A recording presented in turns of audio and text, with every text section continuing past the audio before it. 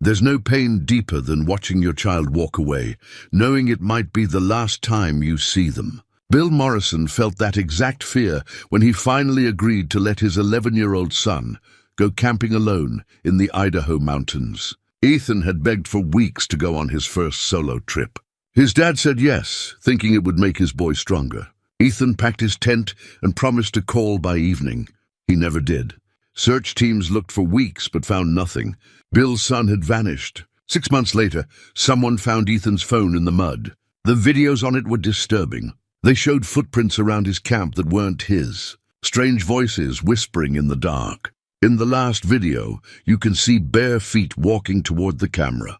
What really happened to Ethan Morrison in those woods? Before we jump back in, tell us where you're tuning in from, and if this story touches you, make sure you're subscribed because tomorrow I've saved something extra special for you. Bill Morrison had never been the kind of father who worried about everything. Growing up in the mountains of northern Idaho, he'd learned early that fear could paralyze a man, and paralyzed men didn't survive long in country like this. His own father had taught him to hunt at 8, let him camp alone at 10. And by 12, Bill was tracking elk through snow so deep it came up to his chest. That was just how things were done in Cedar Falls, a town so small it barely registered on most maps, nestled between the Clearwater National Forest and the kind of wilderness that could swallow a man whole if he wasn't careful. At 42, Bill still carried himself like the outdoorsman he'd always been, though the years had added grey to his beard and lines around his eyes that spoke of too many long nights and not enough sleep.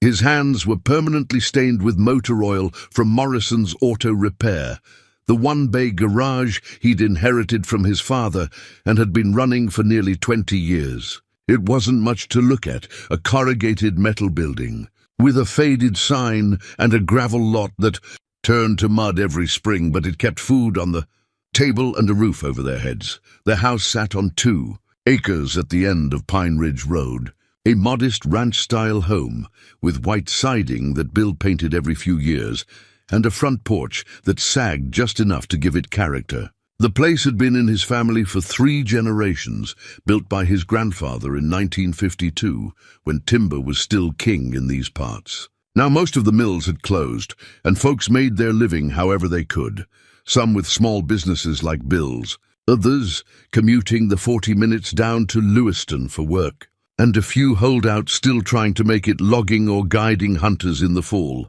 Inside, the house felt bigger than it was, maybe because it was just the 2 of them now. Ethan's mother, Linda, had left when the boy was only 3, deciding that small-town mountain life wasn't for her after all. She'd packed her bags one October morning and driven west to Seattle, promising to stay in touch and visit. The visits stopped after the first year, and the phone calls became birthday cards. Then even those stopped coming. Bill never spoke ill of her to Ethan, but he didn't speak of her much at all. Some wounds were better left alone. The living room walls were covered with photos of Ethan, school pictures, Little League baseball, camping trips, fishing expeditions, a visual timeline of a boy growing up in the mountains. Bill's favorite was a picture from last summer showing Ethan holding up a rainbow trout he'd caught on Miller Creek, his face split by a grin so wide it seemed to take up half his face. The boy had his mother's dark eyes, but his father's stubborn jaw and the kind of confidence that came from knowing these mountains like the back of his hand. Ethan was 11 now, tall for his age and lean like a sapling, with hands that were always dirty from one adventure or another. He moved through the world with the easy grace of someone who'd never known a sidewalk or a traffic light, who measured distance in creek beds and ridge lines rather than city blocks. The boy could track a deer through deadfall, start a fire in the rain, and find his way home, using nothing but the stars and the shape of the mountains against the sky. "He's got an old soul," Mrs. Patterson from the general store always said, and Bill knew what she meant. There was something in Ethan's eyes that seemed older than his years, a quiet wisdom that came from spending more time in the woods than in front of a television. The boy read voraciously, adventure books mostly, Stories about mountain men and explorers, and he had a way of listening when adults talked, really listening, not just waiting for his turn to speak. School was something Ethan tolerated rather than enjoyed.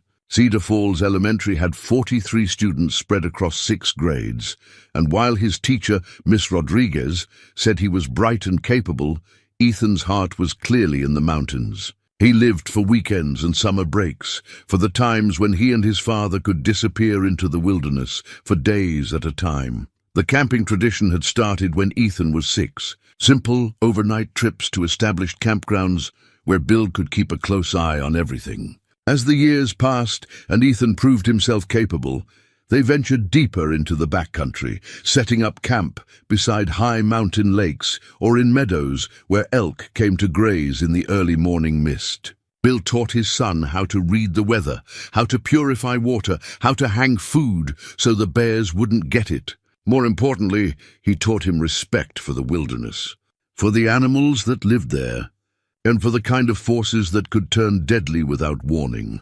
The mountains don't care if you're brave or scared, Bill would tell him during their evening talks around the campfire. They don't care if you're rich or poor, young or old.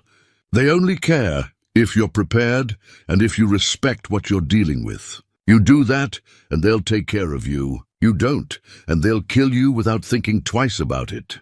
Ethan would nod solemnly at these lessons, understanding even at his young age that his father was sharing something important, something that went beyond simple outdoor skills. This was knowledge passed down through generations, the kind of wisdom that couldn't be learned from books or YouTube videos. The idea of a solo camping trip had been bouncing around in Ethan's head for months. He'd brought it up casually at first, usually during their own camping expeditions when he was feeling particularly confident about his abilities. Bill had deflected the requests initially, not ready to take that step, but Ethan was persistent in the way that only children can be. Tommy Brennan went solo camping last month, Ethan had said one evening in late September, referring to a boy 2 grades ahead of him whose father owned the hardware store. His dad said he did real good, didn't need any help with anything. Bill had been working under the hood of Jake Martinez's pickup truck, trying to figure out why it kept stalling, and he'd emerged from under the hood with grease on his cheek and a patient expression. Tommy Brennan is 13, son. That's 2 years older than you. But I know more about camping than Tommy does, Ethan had protested, and Bill couldn't really argue with that. The Brennan boy was decent enough, but he was more interested in video games than tracking animals, and his camping experience was limited to family trips to KOA campgrounds with bathhouses and electrical hookups. Still, there was something about the idea that made Bill's chest tighten with worry. It wasn't that he didn't trust Ethan's skills. The boy was more capable in the wilderness than most adults Bill knew. It was something else, something harder to name. Maybe it was the stories old-timers like Frank Kowalski told about the deep woods. Stories that most folks laughed off, but that carried the weight of truth for those who'd lived in these mountains their whole lives. Frank was in his 80s now, a retired logger who'd worked these forests when they were truly wild, before the network of Forest Service roads and designated camping areas. He'd sit on the bench outside Patterson's general store and tell anyone who'd listen about the old days, when timber crews would occasionally find camps that couldn't be explained, shelters built from materials that didn't belong, arranged in patterns that made no sense, abandoned so recently that the ashes were still warm, but with no tracks leading away. There's things in those woods that don't want to be found, Frank would say, his rheumy eyes fixed on something beyond the mountains. And sometimes they find you instead. Most people dismissed Frank's stories as the ramblings of an old man whose mind wasn't quite what it used to be. But Bill had grown up hearing similar tales from his own father and grandfather, stories that were older than Frank, older than the town itself. Stories about people who went into the deep woods and came back changed, or didn't come back at all. The pressure from Ethan had been building through October. The boy's 11th birthday had come and gone, and with it another round of requests for solo camping privileges. He'd made his case systematically, like a lawyer arguing before a jury, listing his qualifications and experience, promising to follow every safety protocol Bill had ever taught him. "I've been camping with you for 5 years," Ethan had said during one particularly passionate plea. "I know how to set up the tent, start a fire, purify water, hang my food, use the GPS, and signal for help. I know what plants I can eat and which ones will make me sick. I can find north without a compass and predict weather from the clouds. What else do I need to know?" The answer, Bill knew, wasn't about what Ethan knew. It was about what neither of them could predict or prepare for. But looking at his son's earnest face, seeing the confidence and capability there, Bill found his resolve weakening. The boy was growing up, and part of being a father was knowing when to hold on and when to let go.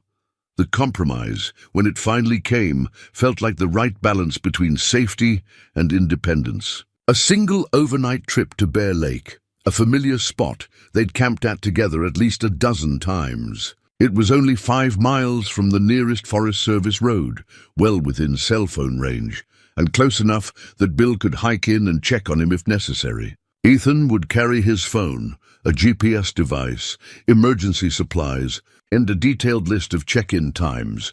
More importantly, he'd carry something else, a handwritten note that Bill found later, folded carefully in Ethan's camping journal. The note was in Ethan's neat handwriting, the penmanship careful and deliberate.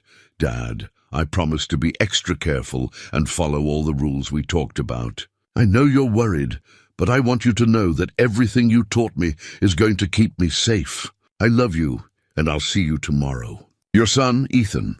It was that note, more than anything else, that convinced Bill he was making the right decision. His son understood the weight of responsibility he was being given, understood that this wasn't just about camping alone. It was about proving himself worthy of the trust his father was placing in him. The final preparations took the better part of a week. They went through Ethan's gear piece by piece, checking and double-checking everything. The tent was a lightweight 2-person model they'd used on dozens of trips, familiar and reliable. His sleeping bag was rated for temperatures well below what the forecast predicted. The backpack held enough food for 3 days. Water purification tablets, a first aid kit, weather radio, extra batteries, waterproof matches, and enough warm clothes to handle any surprise weather changes.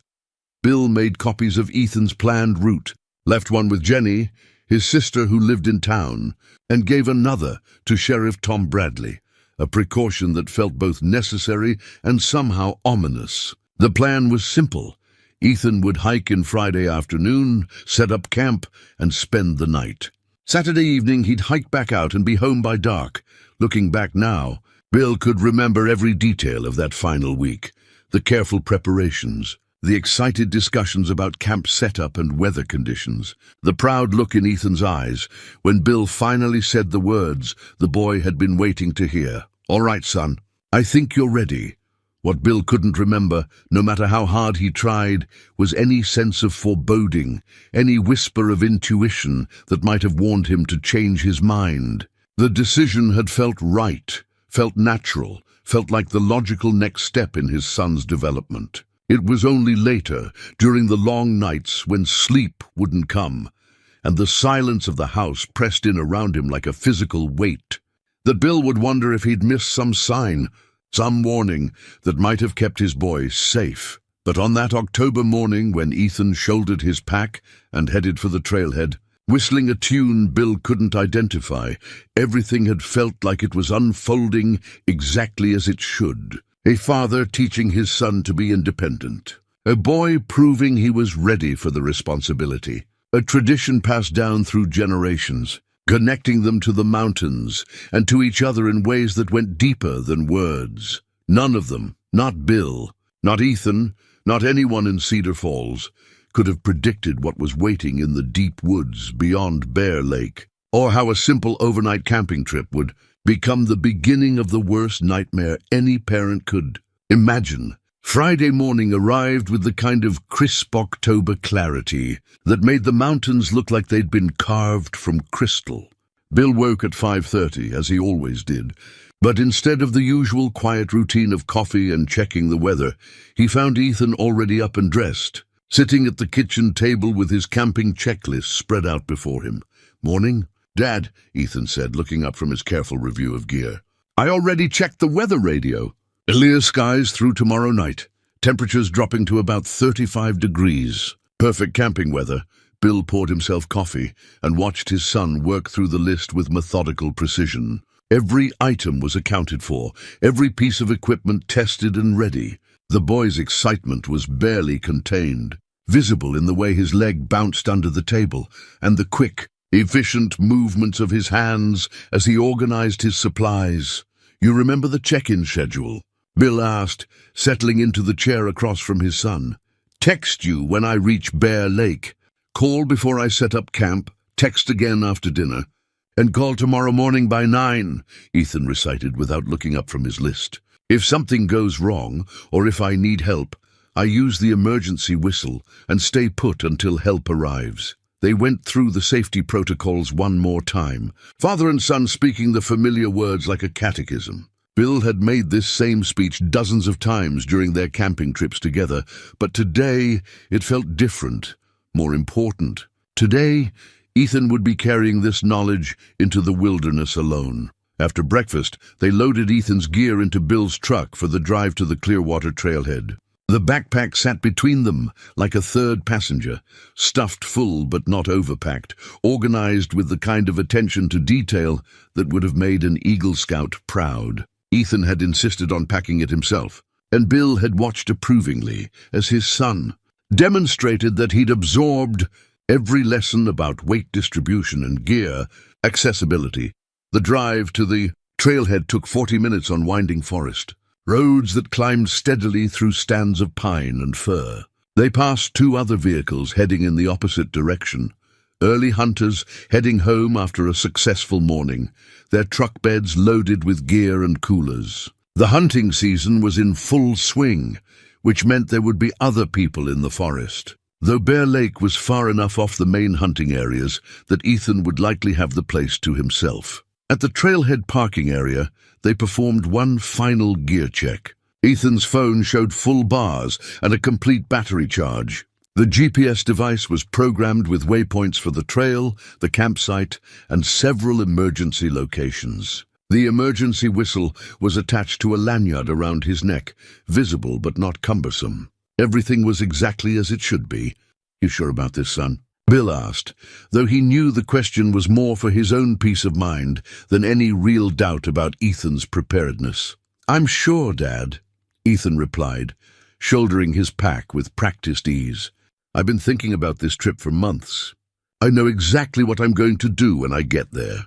Set up camp in that flat spot by the big pine tree, gather firewood before dark, cook dinner while there's still light, and have my fire banked and secured before I go to sleep." Bill nodded, recognizing his own words repeated back to him. They walked together to the trailhead marker, a weathered wooden sign that marked the beginning of the Bear Lake Trail. The path stretched ahead of them, disappearing into the forest after the first bend, dappled with morning sunlight filtering through the canopy. "I love you, son," Bill said, pulling Ethan into a quick embrace. "Be smart, be safe, and I'll see you tomorrow evening." "I love you too, Dad," Ethan replied, then stepped back and adjusted his pack straps. "Don't worry about me. I've got this." Bill watched his son walk into the forest, noting the confident stride and the way Ethan's head moved from side to side, already reading the trail and the surrounding woods the way Bill had taught him. At the first bend in the path, Ethan turned and waved, his face bright with excitement and anticipation. Then he was gone, swallowed by the green shadows of the Clearwater National Forest. The drive home felt longer than the drive out, and Bill found himself checking his phone repeatedly, even though he knew it was too early for Ethan's first check-in. He stopped at the garage to work on a carburetor rebuild that had been sitting on his bench for a week, but his mind kept wandering to the forest, imagining his son's progress along the familiar trail. Bear Lake was a 5-mile hike from the trailhead, mostly uphill, but nothing too challenging for a boy in good shape. Ethan had covered the distance with Bill in under 3 hours, and that was taking time to examine interesting tracks and identify birds. Alone and focused, he should reach the lake by early afternoon, with plenty of time to set up camp and get organized before evening. At 2:15, Bill's phone chimed with a text message. "Made it to Bear Lake. Everything looks perfect. Setting up camp now. Love you, Dad." The message was accompanied by a photo of the lake, its surface mirror-smooth and reflecting the surrounding peaks. Bill could see the familiar camping spot in the background, the flat area beside the large pine tree where they'd pitched their tent so many times before. Relief flooded through him as he typed back, "Great job, son. Be safe, and call me before dinner." The afternoon crawled by with mechanical work that required his hands, but left his mind free to wander. Bill found himself listening for his phone, checking the time, calculating how long it should take Ethan to set up his tent and organize his campsite. He tried to focus on the routine tasks of his trade, cleaning spark plugs, checking fluid levels, adjusting belt tensions, but part of him remained in the forest with his son. 5 o'clock came and went without a call. Then 5:30. By 6 o'clock, Bill was pacing the garage floor, phone in hand, checking for missed calls or text messages. Ethan was usually punctual about check-ins, understanding that his father's worry would grow with every passing minute. At 6:15, Bill called Ethan's number.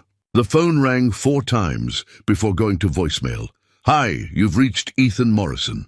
I'm probably out in the woods somewhere, so leave a message and I'll call you back when I get to civilization." "Hey, son, just checking in," Bill said to the voicemail. "Give me a call when you get this.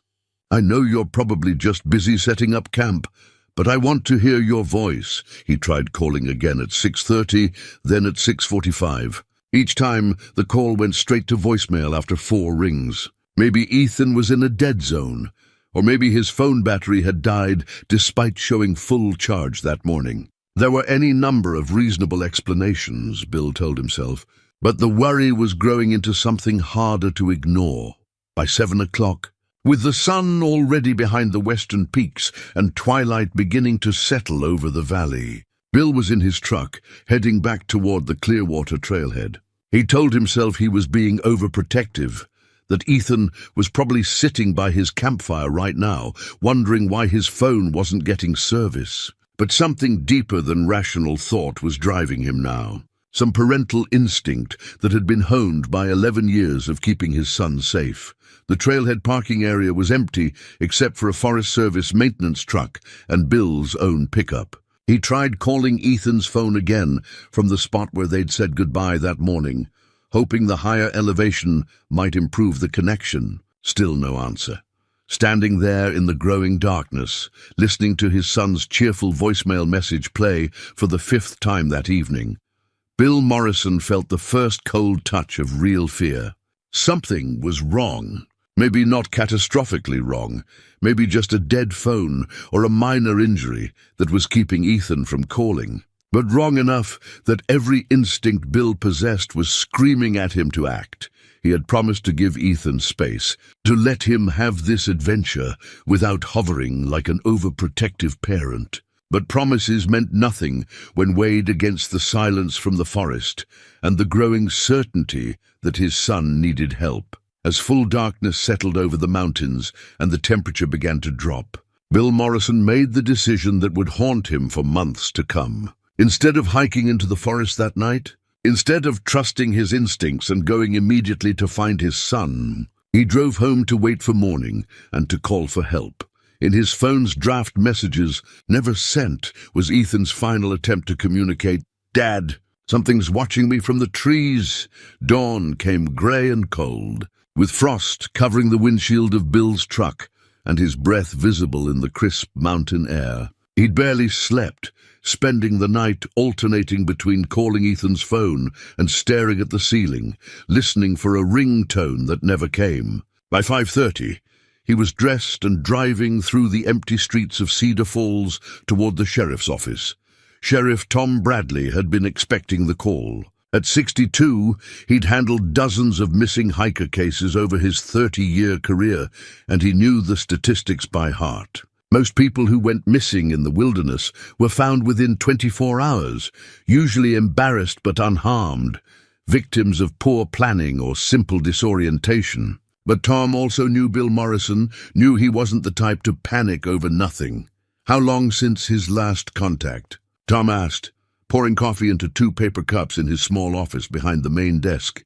"Yesterday at 2:15, Bill said, showing Tom the text message and photo from Bear Lake. "He was supposed to call before dinner. Never did. Phone goes straight to voicemail now." Tom studied the photo, noting the clear weather and familiar campsite. Bear Lake was well within his jurisdiction, a popular spot that rarely caused problems. Could be a dozen reasons for radio silence. Dead battery, damaged phone, maybe he wandered out of cell range looking for firewood. Maybe, Bill agreed, but his voice carried no conviction. "Tom, I need to get a search started. Something's not right."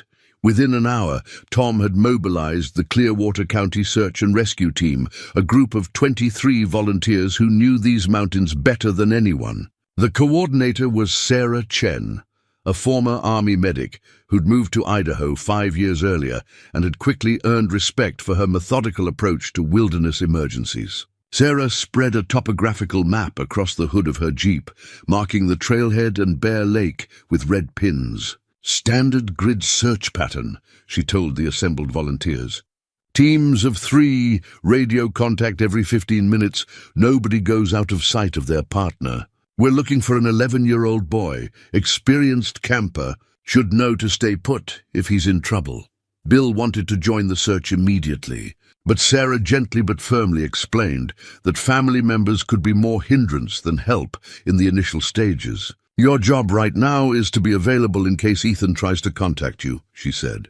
"Let us do what we're trained for." The first helicopter arrived from Lewiston at 8:30, a Bell 206 with thermal imaging equipment and an experienced pilot who specialized in mountain rescues. From the air, Bear Lake looked peaceful and undisturbed, Ethan's blue tent clearly visible beside the designated camping area. But there was no sign of the boy himself. No movement around the campsite, no response to the helicopter's repeated passes. Ground teams reached the lake by 9:15. They found Ethan's camp exactly as he'd left it, tent properly secured, food hung correctly to avoid bears, camping gear organized and accounted for. His sleeping bag showed signs of being slept in, and the remains of a small campfire indicated he'd followed proper fire safety protocols. Everything suggested a normal camping experience, right up until the moment it wasn't. "Looks like he got up this morning and just walked away," reported Mike Hendricks, a veteran search volunteer who'd examined the campsite. "No signs of struggle, no evidence of animal activity. His gear's all here except what he might have taken for a day hike." That was when they discovered the first troubling detail. Ethan's phone was missing. Not in his tent, not with his remaining gear, not anywhere around the immediate campsite. A thorough search of the surrounding area turned up nothing. Sarah coordinated the expanding search from a temporary command post she'd established at the trailhead. Teams spread out in all directions from Bear Lake, following game trails, stream beds and ridgelines. The K9 unit arrived at noon, 2 German shepherds trained in wilderness tracking, accompanied by their handlers from the state police. The dogs picked up Ethan's scent easily around the campsite, but lost it within 100 yards in all directions. It was as if the boy had simply vanished into thin air. Even more puzzling, there were no clear tracks leading away from the camp, despite the soft earth around the lake that should have preserved footprints. "This doesn't make sense," said Frank Morrison, no relation to Bill despite the shared surname, who'd been tracking for the search team for 15 years. "Kid, this experience doesn't just disappear without leaving some kind of trail. Even if he was trying to be stealthy, there should be broken twigs, displaced rocks, something." By afternoon, the search had expanded to include neighboring counties and additional aircraft. A fixed-wing plane from the Civil Air Patrol joined the helicopter, systematically photographing every square mile of forest within a 10-mile radius of Bear Lake. Volunteers from 3 counties arrived to help, including experienced mountaineers, local hunters who knew the terrain intimately. and even a few retired military personnel with specialized training. Bill spent the day at the command post, monitoring radio traffic and studying maps, feeling increasingly helpless as the hours passed without news. Every crackle of the radio brought a moment of hope, followed by disappointment, as search teams reported negative results. No sign of Ethan, no trace of where he might have gone, no clues to explain his disappearance. Jenny Morrison arrived in the afternoon, driving up from Boise where she worked as a nurse. Bill's sister was 2 years younger than him, practical and steady, the kind of person who brought order to chaos without making a fuss about it. She took one look at her brother's haggard face and immediately began organizing food and coffee for the search volunteers. "Any theories?" she asked Tom Bradley during a brief break in radio communications. "Honestly, this is one of the strangest ones I've seen," Tom admitted. "Usually when someone goes missing, there's an obvious explanation. Weather, injury, getting lost, equipment failure. Here it's like the kid just evaporated." As evening approached and the temperature began to drop, Sarah made the difficult decision to suspend the active search until morning. The volunteers had covered nearly 30 square miles of wilderness, and the helicopters had photographed every accessible area within a 15-mile radius. They'd found nothing, no tracks, no clothing, no camping equipment, no indication of which direction Ethan might have gone. "We'll resume at first light," Sarah told the assembled volunteers. Fresh eyes, fresh energy. Sometimes things look different in the morning light. Bill couldn't accept stopping, couldn't bear the thought of his son spending another night alone in the wilderness, possibly injured or lost. He tried to convince Sarah to let him join a night search team, but she refused. "Bill, I understand how you're feeling," she said, her voice kind but firm. "But searching in the dark is dangerous even for experienced teams. We can't risk having more people get lost or hurt. The best thing you can do right now is go home, get some rest, and be ready to help us tomorrow." The drive home was the longest 20 minutes of Bill's life. The house felt empty and wrong without Ethan's presence, without the boy's chatter about his day, or the sound of his voice calling from his bedroom. Bill sat in his son's room for a long time that night, looking at the posters of mountain scenes and wildlife, the bookshelf filled with adventure stories, the desk where Ethan did his homework with such careful attention to detail. On the desk, Bill found something that made his breath catch, a hand-drawn map that Ethan had made of the Bear Lake area, complete with landmarks, camping spots, and trail markers. The drawing showed remarkable detail and accuracy, proof of how well his son knew the area. But it also showed something else. Several locations marked with question marks and labeled "Explore someday." Bill studied the map carefully, noting areas his son had marked as interesting but unexplored. Maybe Ethan had decided to do some exploring on his solo trip. Maybe he'd wandered off the main trails and gotten turned around or injured. It was a thin hope, but it was something to share with the search team in the morning. Outside, the wind picked up and rattled the windows, carrying with it the scent of coming weather. The forecast called for clear skies, but in the mountains, weather could change quickly. If Ethan was out there somewhere hurt or lost, time was running out.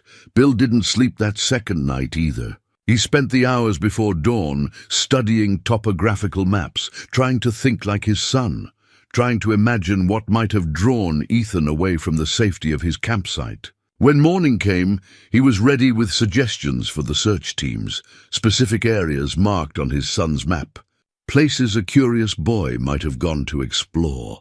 The second day of searching brought reinforcements and media attention in equal measure.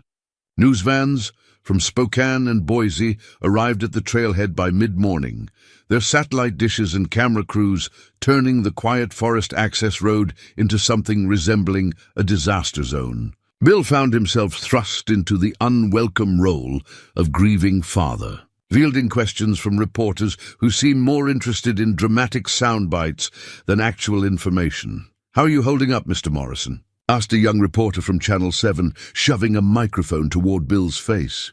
"What message would you like to send to your son if he's watching?" Bill stared at her for a long moment, this polished woman in impractical shoes who'd never spent a night in the wilderness. who couldn't begin to understand what it meant to have a child disappear into country that could kill the unprepared without mercy. "I'd tell him to stay smart and stay safe," he finally said. "Everything I taught him is going to keep him alive until we find him." The search area had expanded to include portions of 3 counties and parts of the Nez Perce National Forest. Additional K-9 units arrived from Washington State, along with a specialized team of trackers from Montana who'd been involved in several high-profile missing person cases. The command post now resembled a small military operation, with communications equipment, maps, coordination boards, and a steady stream of volunteers checking in for assignments. Detective Maria Santos arrived from the Idaho State Police on Sunday afternoon. A compact woman in her 40s with graying hair and the kind of intense focus that came from 20 years of investigating cases where time was the enemy. She'd handled dozens of missing person investigations, and she brought a systematic approach that complemented the organized chaos of the search effort. "I need to understand your son's mindset," she told Bill during their first interview. "What was he thinking about in the days before the trip? Any problems at school? Any friends he might have mentioned? Anything unusual in his behavior?" Bill searched his memory for anything that might provide a clue. Ethan had been excited about the camping trip, maybe a little nervous, but nothing that suggested he was planning anything other than a straightforward overnight adventure. He talked about hiking to some of the spots marked on his hand-drawn map, about practicing his fire-starting skills, about proving to himself and his father that he was ready for solo wilderness experiences. "He's not the type to wander off without a plan," Bill explained. "Even when we camp together, he always tells me where he's going, if he leaves the campsite, even just to gather firewood or use the bathroom. It's not like him to just disappear." Detective Santos nodded, making notes in a small leather journal. "What about his phone? Any reason he might turn it off or ignore calls?" "Never," Bill said without hesitation. "He knows how worried I get. He's always been good about staying in contact." The media attention brought both help and complications. The story of the missing 11-year-old boy captured public imagination, and tips began pouring in from across the region. Most were well-intentioned but useless.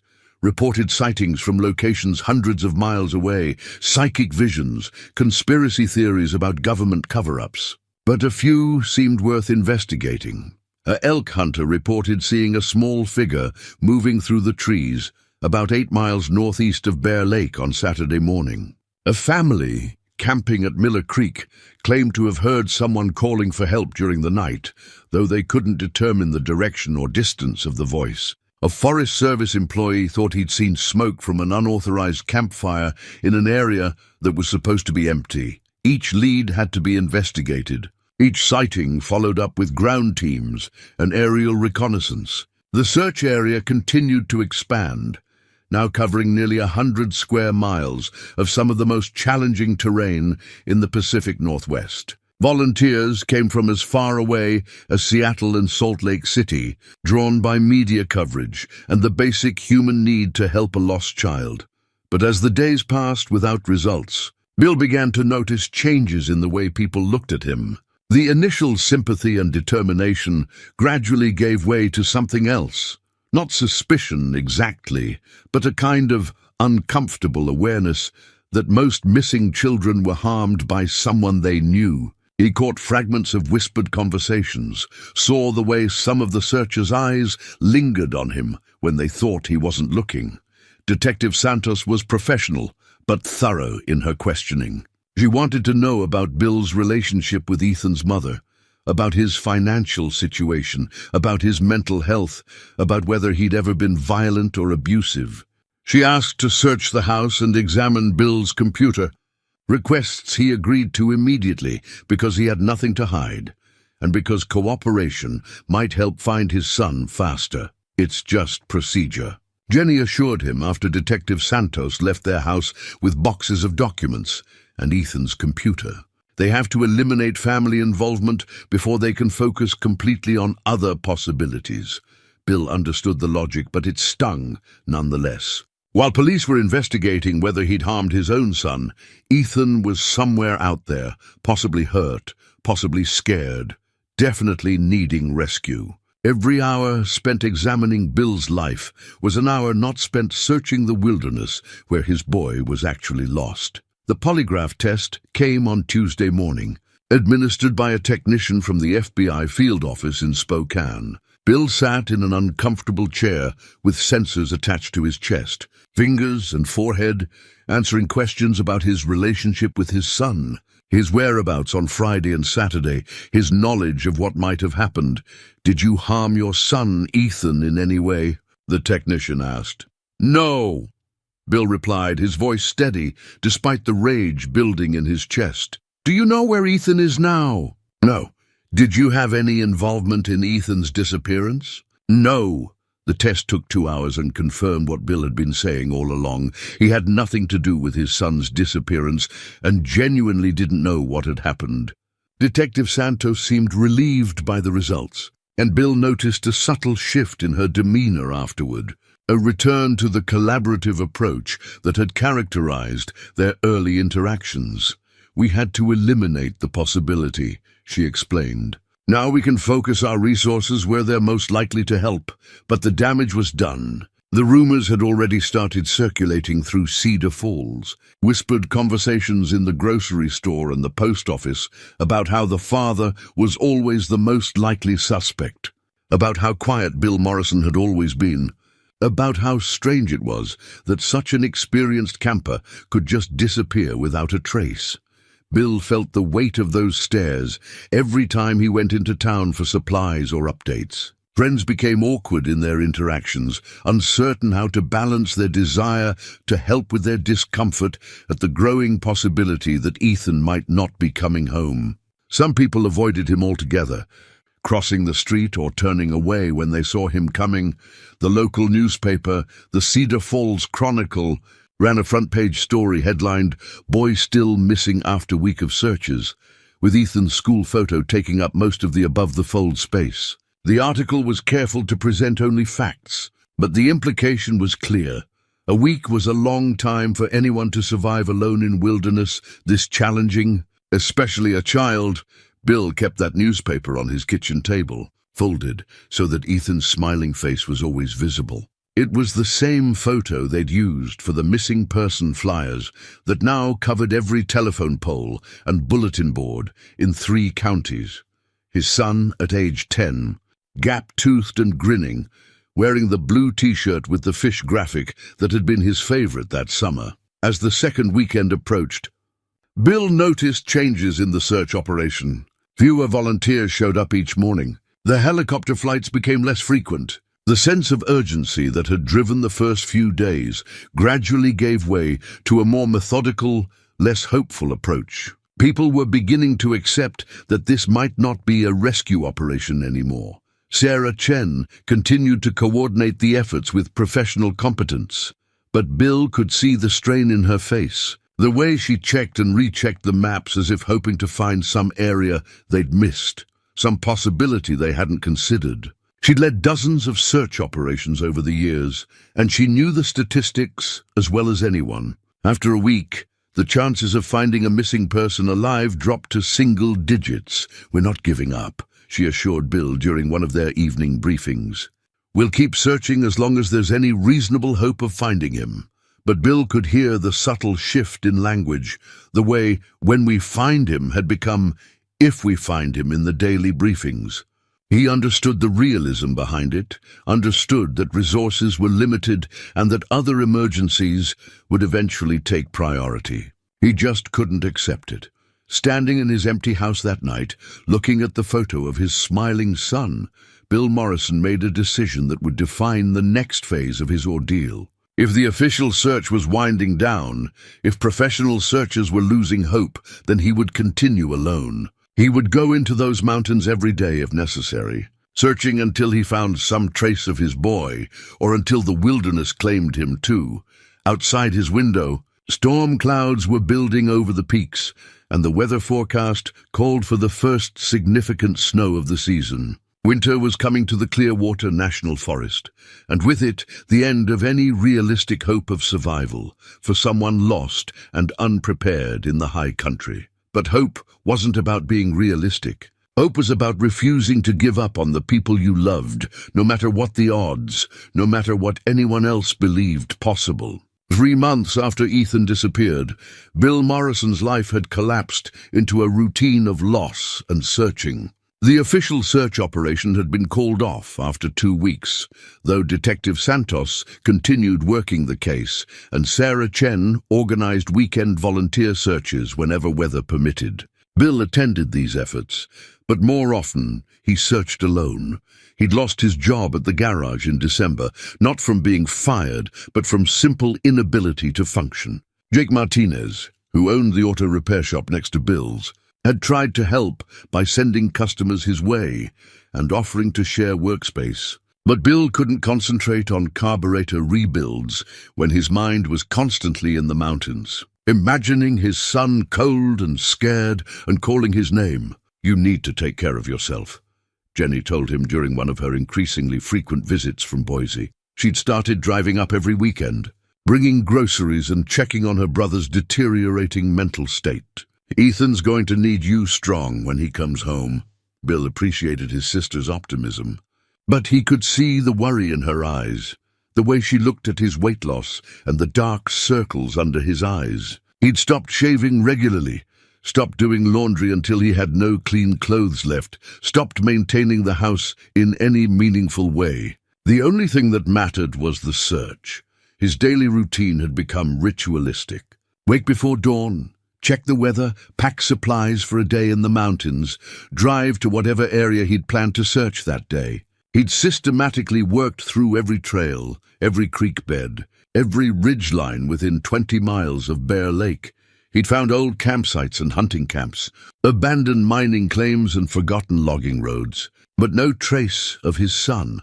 The work journal where Bill had once recorded maintenance schedules and parts orders had become something else entirely. A collection of letters to Ethan, written in the evenings when the silence of the house became unbearable. The entries started practical and hopeful, but gradually became more desperate as the weeks passed without progress. Day 47, read one entry.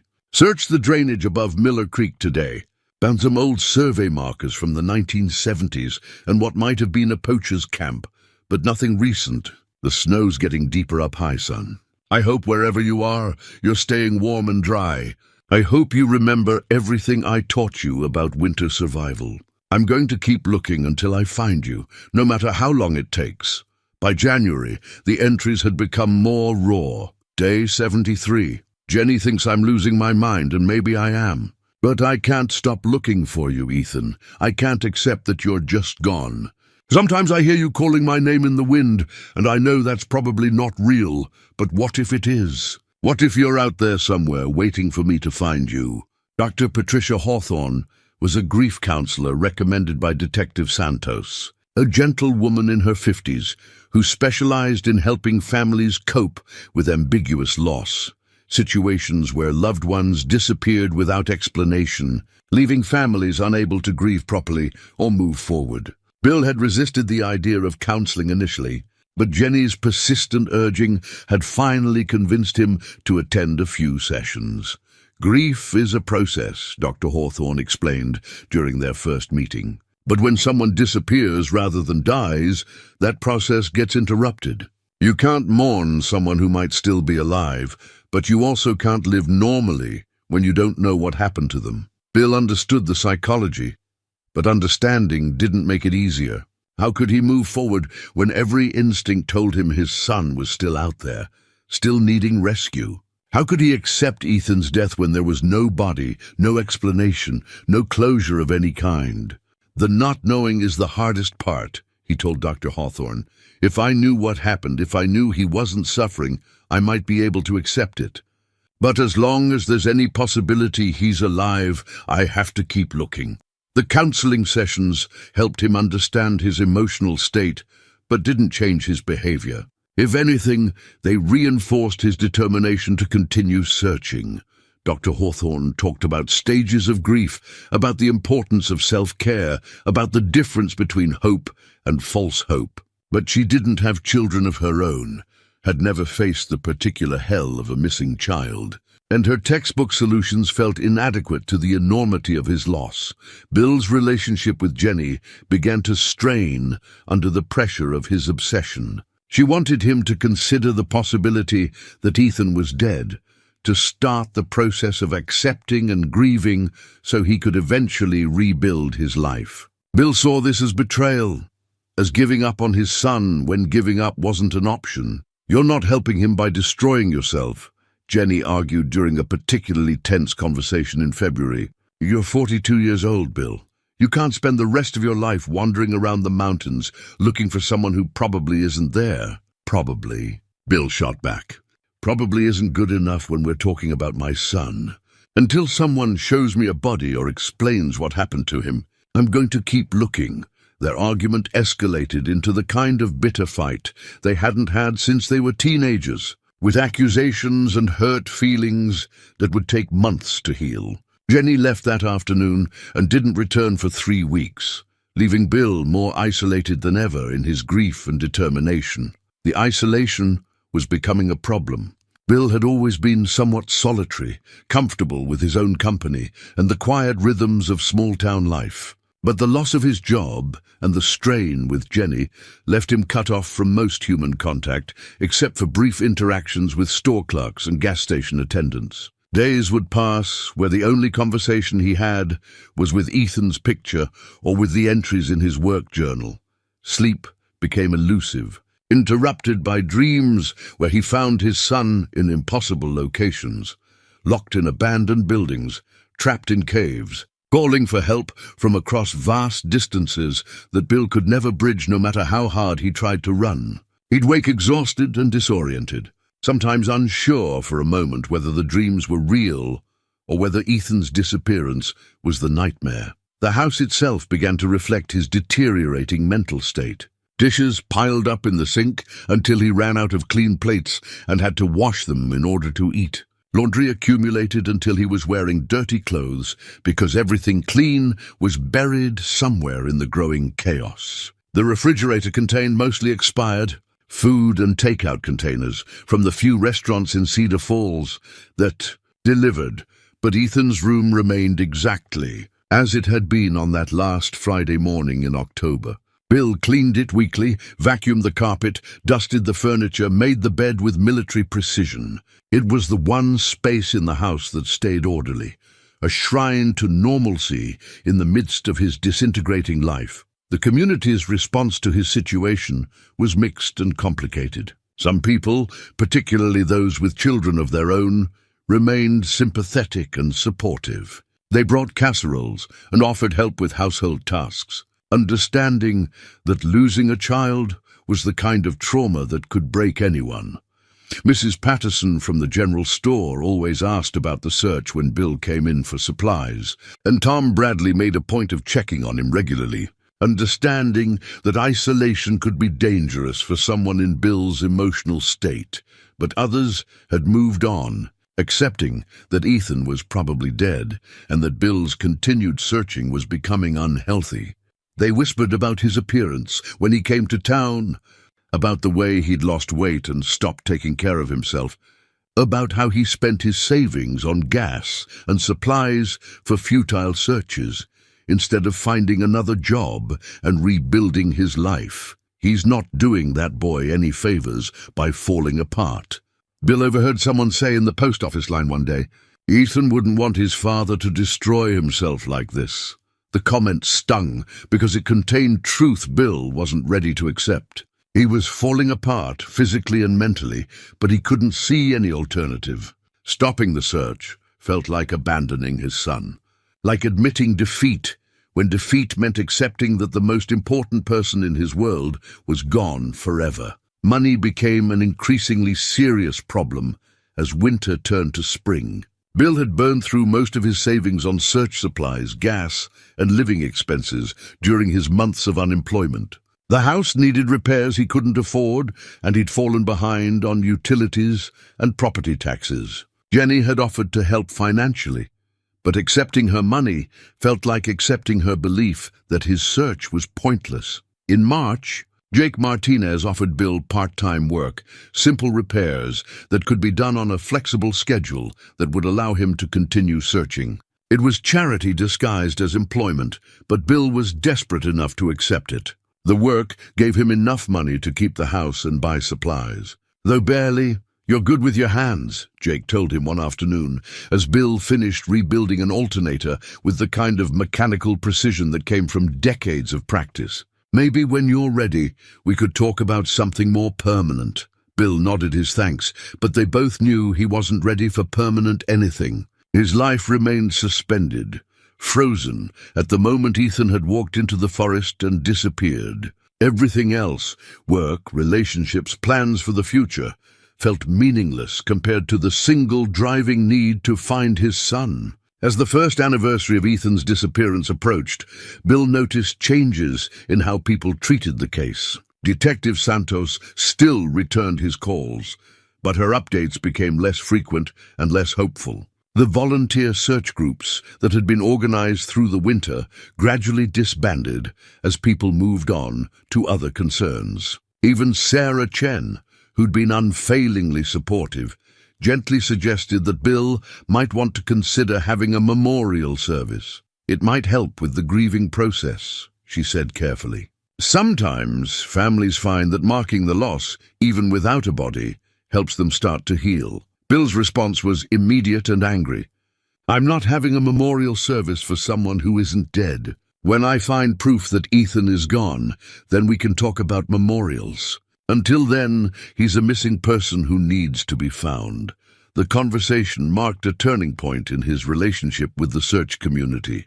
Bill realized that even his most dedicated supporters were beginning to see his continued efforts as obsessive rather than hopeful. They were moving through the stages of grief that Dr. Hawthorne had described, accepting loss and beginning to heal, while he remained stuck in the desperate bargaining phase, unable to move forward. That night, alone in his house, with the wind rattling the windows and Ethan's empty room just down the hall, Bill Morrison wrote what would be his longest entry in the work journal, day 156. "Tomorrow marks 5 months since you disappeared, son. Everyone thinks I'm crazy for still looking, and maybe I am. But I remember what you said the night before you left, how excited you were to prove you could handle yourself in the mountains. You were so proud, so confident, so ready to show me you'd learned everything I taught you. I can't give up on that boy. Ethan, I can't accept that all those lessons, all those camping trips, all that time we spent together learning how to survive in the wilderness. I can't accept that it wasn't enough to keep you safe. So I'll keep looking, even if everyone else thinks I should stop. Even if I lose everything else, I'll keep looking for you." The spring thaw brought both renewed hope and crushing disappointment. As the snow melted in the high country, Bill expanded his search areas, reaching places that had been inaccessible during the winter months. He found plenty of debris revealed by the retreating snow, old camping gear, lost hunting equipment, and the scattered remains of animals that hadn't survived the cold, but nothing that belonged to his son. Detective Santos made one final attempt to close the case in April. She sat across from Bill in his kitchen, her official folder thick with reports, interviews, and photographs that documented 6 months of intensive investigation. The evidence was clear and devastating in its completeness. No credible sightings, no physical evidence, no communication, no reason to believe Ethan Morrison was still alive. "Bill, I need you to understand that we've exhausted every lead," she said, her voice gentle but firm. "We've interviewed hundreds of people, searched thousands of acres, followed up on every tip that came in. Sometimes people just vanish, and we never find out what happened to them." Bill stared at the folder, knowing it contained the official end of hope. Once Detective Santos closed the case and filed her final report, Ethan would transition from missing person to cold case, joining the thousands of unsolved disappearances that haunted law enforcement files across the country. "What if new evidence turns up?" he asked. "Then we'll reopen the investigation immediately," Santos assured him. But Bill, after 6 months with no contact, no sightings, no physical evidence, the likelihood of finding Ethan alive is essentially zero. After she left, Bill sat in his kitchen for hours, staring at Ethan's school photo on the refrigerator and trying to accept what everyone else had already concluded. His son was dead, probably killed within hours of disappearing, his body hidden somewhere in the vast wilderness where it might never be found. The logical part of Bill's mind understood this reality, but his heart refused to accept it. That weekend, Frank Kowalski approached Bill outside Patterson's general store. The old logger moved slowly now, using a walking stick to steady himself, but his eyes were still sharp and alert. At 84, Frank was one of the few people left in Cedar Falls who remembered when the deep woods were truly wild, before the network of logging roads and hiking trails that made most areas accessible to modern searchers. "I've been thinking about your boy," Frank said without preamble. "About some things I maybe should have mentioned earlier." Bill felt a familiar surge of hope mixed with skepticism. Over the months, dozens of people had approached him with theories and suggestions, most of them well-meaning, but useless. But Frank was different. He'd worked these forests for 60 years and knew stories that went back generations. "What kind of things?" Bill asked. Frank glanced around to make sure they were alone, then leaned heavily on his walking stick. "There's places in those mountains that aren't on any map, son. Places the old-timers knew about but didn't talk about much. Places where strange things happened that couldn't be explained by normal thinking." He told Bill about disappearances that went back to the 1940s and 1950s, cases that were never officially recorded or investigated because law enforcement was different then, more informal, more willing to accept that some mysteries couldn't be solved. Loggers who went into certain areas and came back changed, speaking of things they'd seen that made no sense. Hunters who reported being watched from the deep woods by something that wasn't quite human.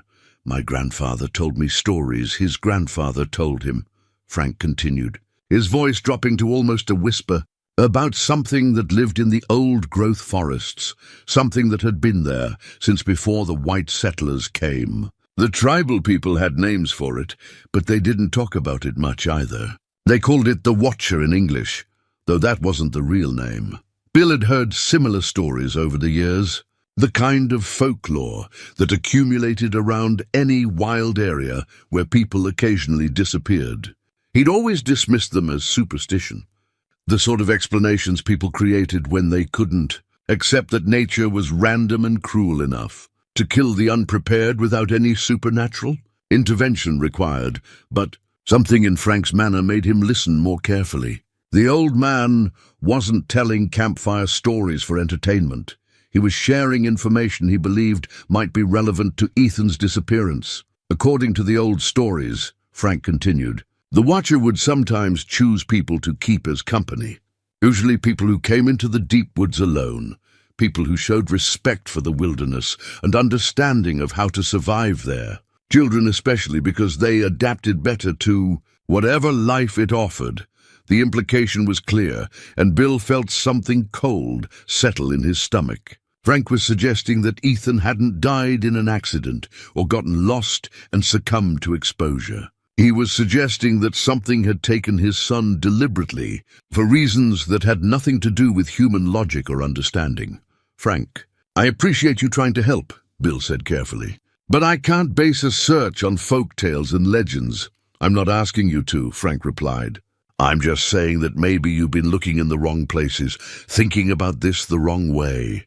Maybe your boy didn't wander off and get lost. Maybe he was taken somewhere you haven't thought to look." That evening, Bill found himself in the Cedar Falls Library, a small building that served the town's 800 residents, with a collection heavy on local history and regional studies. The librarian, Mrs. Chen, Sarah's mother-in-law, helped him locate books and documents about the area's indigenous peoples and early settlement history. The material was fragmentary and often contradictory, but patterns emerged. References to unexplained disappearances dating back to the 1800s, Native American legends about forest spirits that weren't entirely benevolent, Stories from early loggers and miners about finding camps and shelters in remote areas that seem to have been abandoned moments before their arrival. One document particularly caught his attention, a journal kept by a Forest Service ranger in the 1960s who'd investigated several missing person cases in the Clearwater area. The ranger, a man named Douglas Hammond, had noted similarities between the disappearances that troubled him.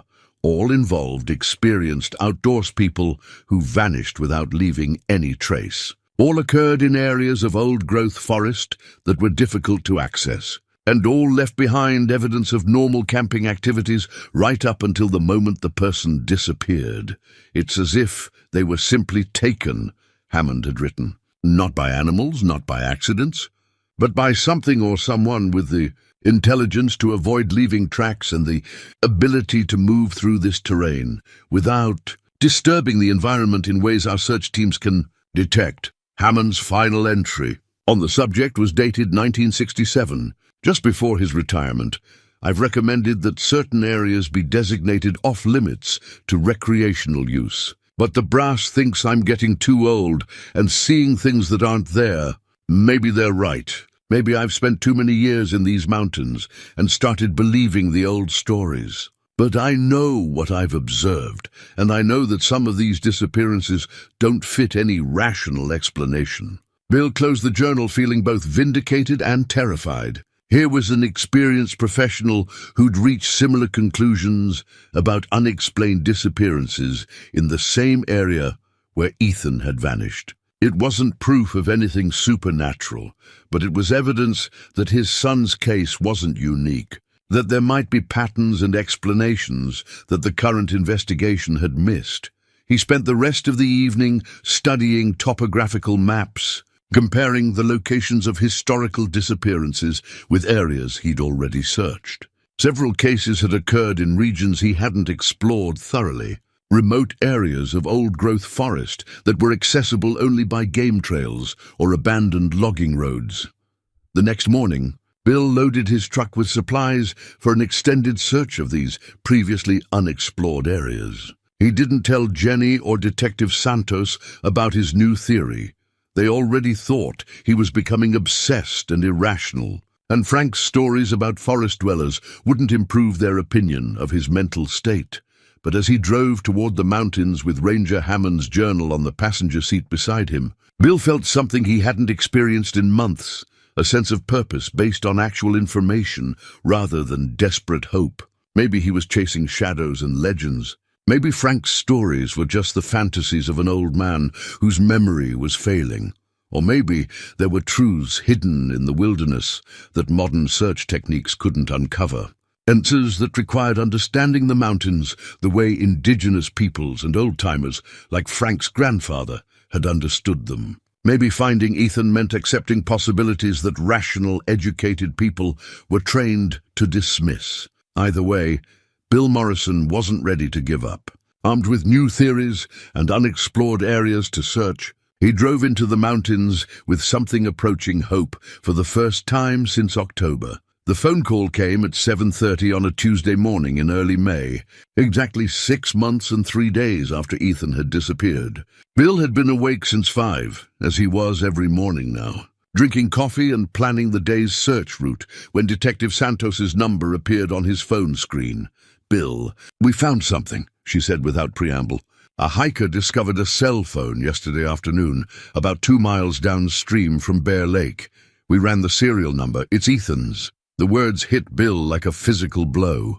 For months, he'd imagined this moment, the call that would bring either devastating confirmation of his worst fears or the first real clue about what had happened to his son. Now that it was happening, he felt strangely calm, as if some part of him had been preparing for this possibility all along. "Where exactly?" he asked, already reaching for his truck keys.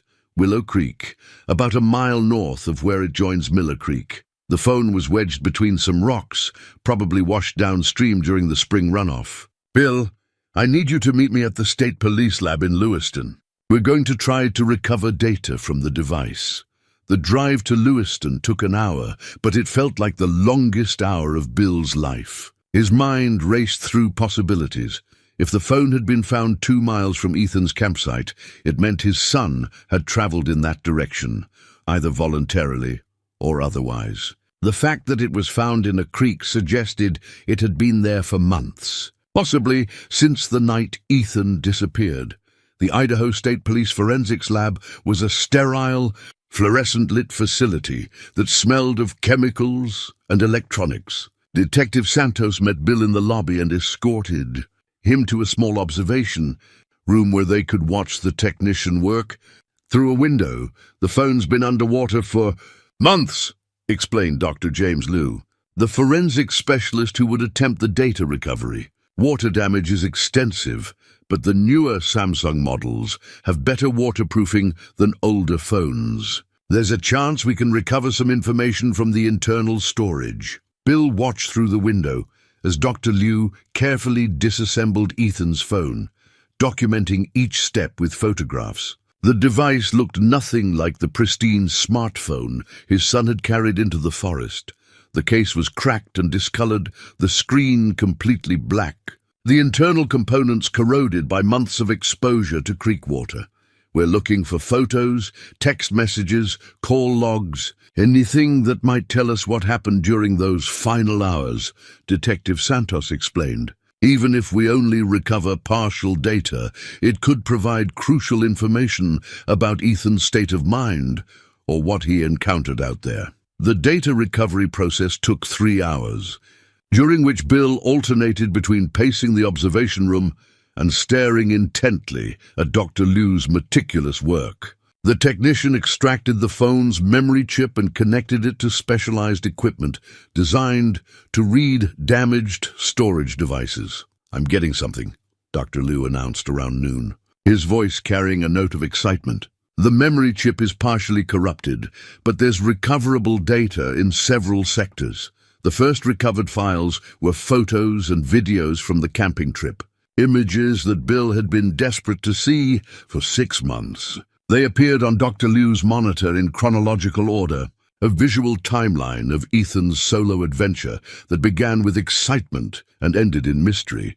The early photos were exactly what Bill expected: shots of the trail, pictures of Bear Lake from various angles, a selfie of Ethan grinning beside his properly erected tent. The images showed a confident, happy boy enjoying his first solo camping experience, documenting the adventure with the enthusiasm of someone proving his competence to both himself and his father. "He looks good," Detective Santos observed, noting Ethan's obvious pleasure and comfort in the wilderness setting. Nothing in these early images suggests any problems or concerns, but as the chronological sequence continued, subtle changes became apparent. The later photos showed Ethan's campsite from different angles, as if he'd been checking the perimeter repeatedly. One image, taken just before sunset, showed the view from inside his tent, looking out through the partially opened flap, an unusual perspective that suggested he'd been monitoring something outside. Then came the videos, and everything changed. The first video was normal, Ethan speaking to the camera while preparing dinner, explaining how he was following all of his father's safety protocols, promising to call home as soon as he finished eating. His voice was cheerful and confident, exactly what Bill would have expected from his son's first solo camping experience. The second video, recorded later that evening, was different. Ethan's voice carried a note of uncertainty as he spoke to the camera. "Dad, I keep hearing something moving around outside my tent.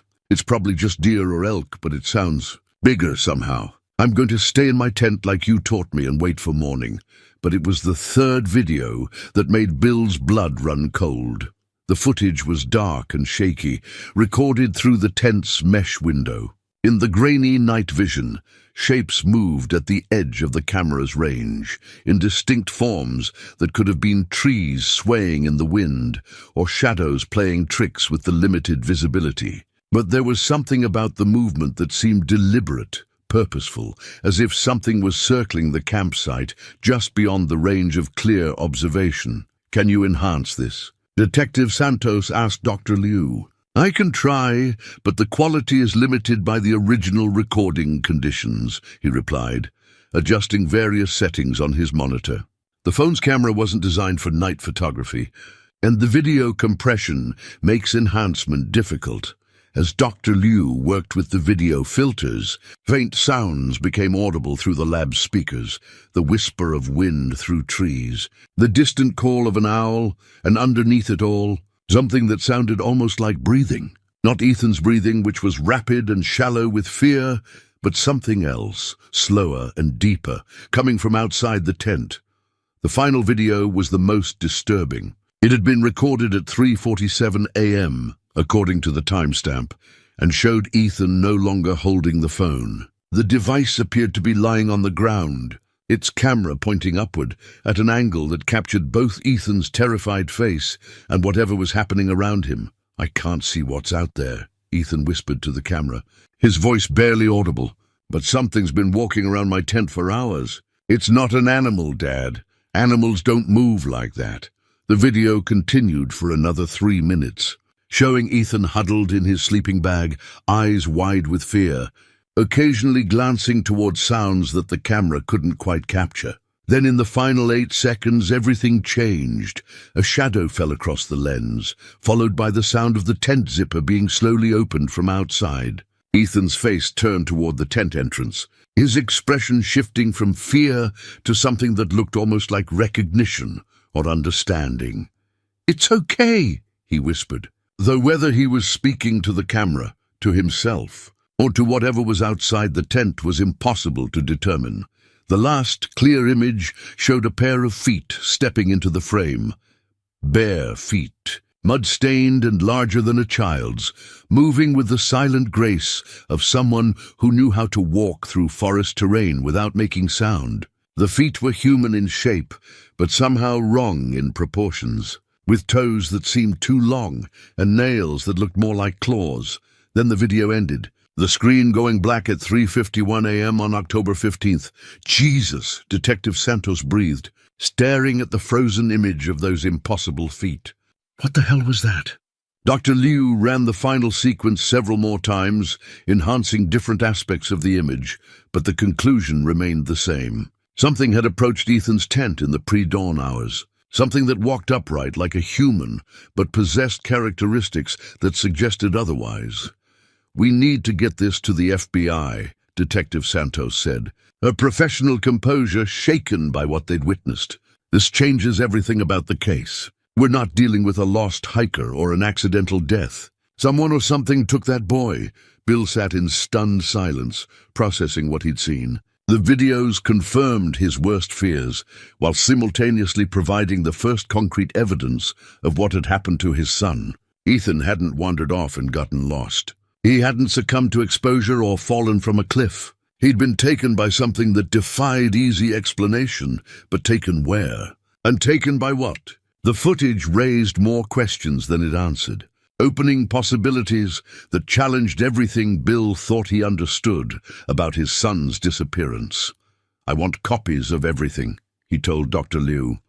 "Every photo, every video, every piece of data you recovered. Bill, this is evidence in an active investigation," Detective Santos warned. "I can't. That's my son on that video," Bill interrupted, his voice carrying a steel that hadn't been there in months. "I have a right to see what happened to him." Detective Santos studied his face for a moment, then nodded to Dr. Liu. "Make him copies. But Bill, you can't share these with anyone else, not yet. We need to understand what we're dealing with before this goes public." As Bill drove home with digital copies of the recovered files, his mind raced with implications and possibilities. The videos had given him something he'd lacked for 6 months: direction. Instead of searching aimlessly through thousands of acres of wilderness, he now knew approximately when and how Ethan had been taken. More importantly, he had evidence that his son might still be alive somewhere. The bare feet in the final video belonged to someone who lived in the forest, someone who knew how to move silently and avoid detection by search teams. Frank Kowalski's stories about the Watcher suddenly seemed less like folklore and more like suppressed truth. That night, Bill studied every frame of the recovered videos, looking for details that might provide clues about Ethan's captor. The footage was frustratingly unclear, but certain facts were undeniable. Something had approached his son's tent with deliberate intent. Something that walked upright but wasn't entirely human. Something that had somehow convinced or coerced Ethan to leave his secure campsite in the middle of the night. For the first time in 6 months, Bill Morrison had a clear sense of purpose. His son was alive, he was certain of it now, and somewhere in the vast wilderness of the Clearwater National Forest, someone or something was keeping Ethan against his will. The search was no longer about finding a body or solving a mystery. It was about rescue, and Bill intended to succeed where months of official investigation had failed. The FBI analysis of Ethan's phone took 2 weeks, during which Bill felt both vindicated and frustrated. Vindicated because federal involvement proved he hadn't been chasing shadows for 6 months. His son's case was now classified as an abduction rather than a missing person incident. Frustrated because the investigation had been taken out of local hands and placed in the bureaucratic machinery of federal law enforcement. Special Agent Rebecca Torres arrived from the Salt Lake City field office on a Thursday morning, bringing with her a team of analysts, forensic specialists, and behavioral experts. She was a compact woman in her 40s with prematurely gray hair and the kind of intense focus that came from years of hunting predators who specialized in taking children. "Mr. Morrison, I've reviewed all the evidence from your son's case," she told Bill during their first meeting at the sheriff's office. "The video footage is unlike anything we've encountered before, but it clearly shows that Ethan was taken by someone who knew the area intimately and had been watching his campsite for hours." The enhanced FBI analysis revealed details that Dr. Liu's equipment had missed. Audio specialists had isolated sounds from the background noise, footsteps that circled the tent multiple times, what sounded like whispered communication in a language none of the experts could identify, and breathing patterns that suggested someone with unusual lung capacity or respiratory patterns. "We've sent the audio to linguistic experts at several universities," Agent Torres explained. "The vocalizations don't match any known language or dialect, but they're clearly purposeful communication rather than random sounds. More disturbing were the enhanced images of the feet in the final video sequence. Digital analysis revealed details that challenged conventional understanding of human anatomy. The proportions were wrong, toes too long, foot structure too narrow, muscle definition that suggested someone who had spent decades walking barefoot over rough terrain. We're dealing with someone who has adapted to living in wilderness conditions," Torres continued, "possibly for years or even decades. Someone who knows how to avoid detection and has developed unusual physical characteristics as a result of their lifestyle." Bill absorbed this information with a mixture of relief and horror.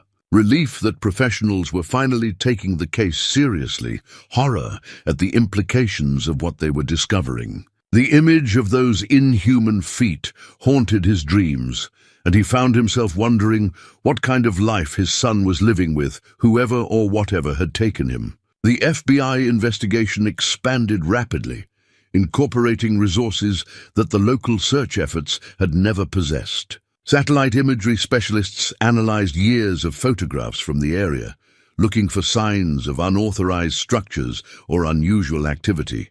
Behavioral analysts studied the pattern of historical disappearances that Frank Kowalski and Ranger Hammond had documented. Forensic anthropologists examined the physical evidence for clues about the abductor's identity and capabilities. "We've identified at least 12 similar cases in the Pacific Northwest over the past 30 years, Torres told Bill during a briefing session.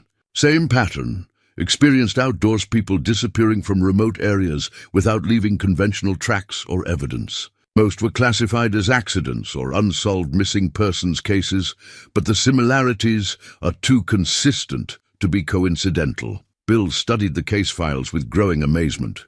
The disappearances stretched from British Columbia to Northern California, all in areas of old-growth forest. all involving people who were alone when they vanished. The ages varied from children to adults, but there seemed to be a preference for younger victims who possessed wilderness skills. "You think this is all the same person?" Bill asked. "Person or persons?" Torres replied carefully. "The timeline suggests either a single individual with an unusually long criminal career or multiple perpetrators operating in similar ways. Either possibility indicates a level of organization and planning that's extremely sophisticated." The investigation team established a command post in Cedar Falls, taking over the volunteer fire station and filling it with communications equipment. Computers and maps marked with colored pins, representing various types of evidence. Bill found himself simultaneously included and excluded from the process. His knowledge of the local area made him valuable as a consultant, but his emotional investment in the case made agents wary of sharing sensitive information. Frank Kowalski became an unexpected resource for the federal investigators. His stories about the Watcher and historical disappearances provided context that helped agents understand patterns they were discovering through modern analytical techniques. What had seemed like folklore began to look like suppressed oral history, stories passed down through generations about a reality too disturbing for official acknowledgement. "My grandfather logged these mountains in the 1920s, Frank told Agent Torres during a recorded interview. "He always said there were places where crews wouldn't work, areas where equipment would go missing, and men would hear things that couldn't be explained." The tribal people he worked with had stories about forest dwellers who took people sometimes, but only people who showed proper respect for the wilderness. "Did your grandfather ever see anything directly?" Torres asked. "Once," Frank replied. "He was cutting timber up near Salmon Creek when he found a camp that looked like it had been abandoned minutes before he arrived. Fresh food still cooking over a fire, gear laid out like someone was planning to return any minute. But no tracks leading away, no sign of where the person had gone. He finished his work and got out of there fast. Said he felt like something was watching him the whole time." The FBI team compiled similar stories from across the region, building a database of reports that had been dismissed or forgotten by official investigations. A pattern emerged of someone or something that had been living in the deep wilderness for generations, occasionally taking people for reasons that remained unclear. Bill threw himself into the investigation with renewed energy, studying maps and reports with the intensity of someone whose child's life depended on understanding every detail. He accompanied search teams when Agent Torres allowed it, sharing his knowledge of local terrain and weather patterns while learning modern search techniques that went far beyond his amateur efforts. The breakthrough came 3 weeks into the federal investigation, when satellite analysis identified an anomalous structure deep in a section of old-growth forest that had never been logged or developed. The structure appeared to be partially underground, invisible from ground level but detectable from space because of its heat signature and the subtle differences in vegetation growth around its perimeter. "It's approximately 15 miles northeast of Bear Lake," Torres explained, pointing to the satellite image on her laptop screen. "Remote enough that it's never been seen by hikers or hunters, but accessible through a network of game trails that connect to the area where Ethan's phone was found. The structure was located in terrain that would be extremely difficult to reach with conventional vehicles, requiring several miles of hiking through dense forest with no established trails. Whoever had built it had chosen the location carefully, placing it far from any area likely to be visited by casual recreationists or official surveys. "We're organizing a reconnaissance mission," Torres continued. "Small team, minimal equipment, approach on foot from multiple directions. If this is where Ethan and possibly other victims are being held, we need to gather intelligence before attempting any kind of rescue operation." Bill insisted on being included in the reconnaissance, arguing that his knowledge of the terrain made him essential to the mission's success. Torres was reluctant, understanding that a parent's desperation could compromise operational security. but eventually agreed that his wilderness skills outweighed the risks of his emotional involvement. The team consisted of 6 people: Agent Torres, 2 FBI tactical specialists, a Forest Service ranger who knew the area, Bill, and a local tracking expert recommended by Sarah Chen. They would hike in from 3 different directions, approach the structure under cover of darkness, and gather photographic evidence of whatever they found. Remember, this is reconnaissance only, Torres emphasized during the final briefing. We observe and document, nothing more. If we confirm that victims are being held at this location, we'll organize a proper rescue operation with adequate resources and backup. Bill nodded his agreement. But privately he knew that if he saw evidence that Ethan was being held at the structure, nothing would stop him from attempting an immediate rescue. His son had been missing for 7 months. He wasn't going to walk away if there was any chance of bringing the boy home that night. The night before the reconnaissance mission, Bill sat in Ethan's room for hours, looking at the photos and awards that covered the walls, the camping gear that still waited in the closet for adventures that might never come. He wrote what he hoped wouldn't be his final entry in the work journal. Day 213. Tomorrow we might find you, son. The FBI thinks they know where you are, and I'm going to be part of the team that goes to look. I don't know what we'll find there, and I don't know what kind of person has been keeping you all these months, but I want you to know that I never stopped looking. No matter what happened, no matter what anyone said about giving up hope, I never stopped believing you were alive somewhere. If we find you tomorrow, if we can bring you home, then all these months of searching will have been worth it. And if something goes wrong, if I don't make it back, I want you to know that being your father was the greatest privilege of my life. You made me proud every single day, Ethan. Everything I did was for you. As dawn approached and Bill prepared for the most important day of his life, he felt a strange calm settle over him. After months of uncertainty and desperate searching, he finally had a clear objective and a team of professionals who shared his determination to bring his son home. Whatever was waiting for them in that remote forest structure, whatever person or creature had taken Ethan 7 months ago, Bill Morrison was ready to face it. The search that had begun with a phone call reporting a missing boy was about to reach its conclusion. One way or another, they moved through the forest in the pre-dawn darkness like ghosts, each member of the team following routes that had been carefully planned to converge on the target location from different directions. Bill approached from the southwest, accompanied by Agent Torres, while the other teams moved through sectors that would give them overlapping fields of observation. Once they reached the structure, the terrain was everything Bill had expected from studying the satellite. Images, dense old-growth forest with massive Douglas firs and western hemlocks that blocked most of the starlight, creating a maze of shadows that required careful navigation even with night vision equipment. Game trails wound through the undergrowth in patterns that seemed random but gradually revealed an underlying logic. Paths worn by generations of deer and elk that knew exactly where they were going. Bill had spent enough time in wilderness like this to recognize signs that most people would miss. The forest here was different from areas that saw regular human traffic.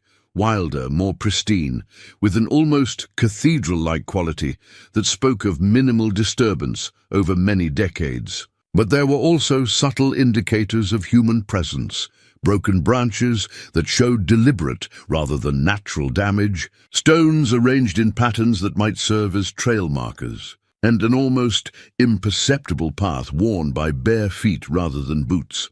Someone's been living out here for a very long time, Torres whispered through her radio headset, her voice barely audible even to Bill, who was walking beside her. They reached their observation position at 5:30, just as the eastern sky began to show the first pale hints of dawn.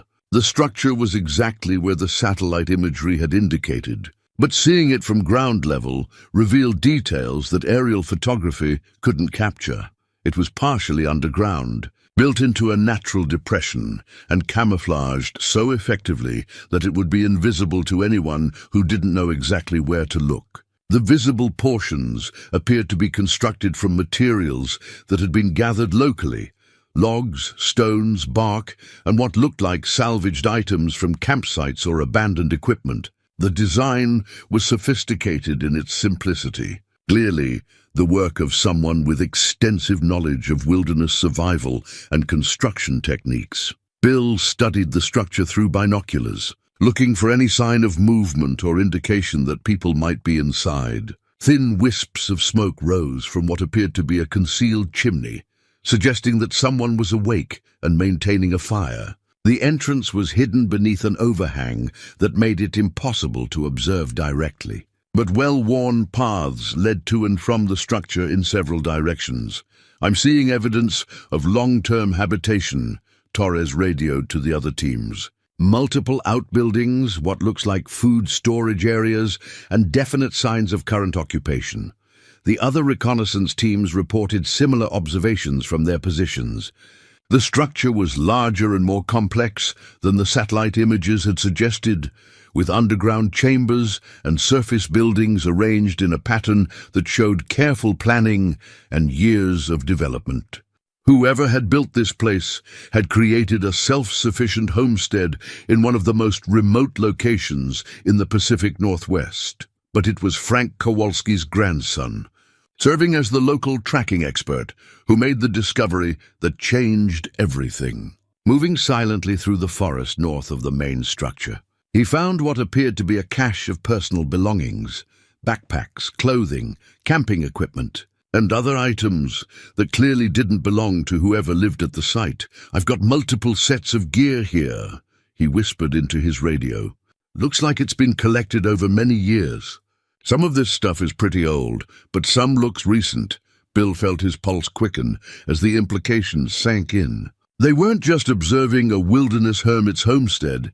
They were looking at evidence of multiple abductions spanning years or possibly decades. The personal belongings represented people who had disappeared into these mountains, people whose families had probably gone through the same nightmare that Bill had been enduring for 7 months. Agent Torres made the decision to move closer for better observation, signaling Bill to follow her as they crept through the forest toward the main structure. The pre-dawn light was growing stronger, and they could see more details of the construction and layout. What had appeared to be a simple underground shelter from a distance revealed itself to be an elaborate compound with multiple buildings, storage areas, and what looked like defensive positions.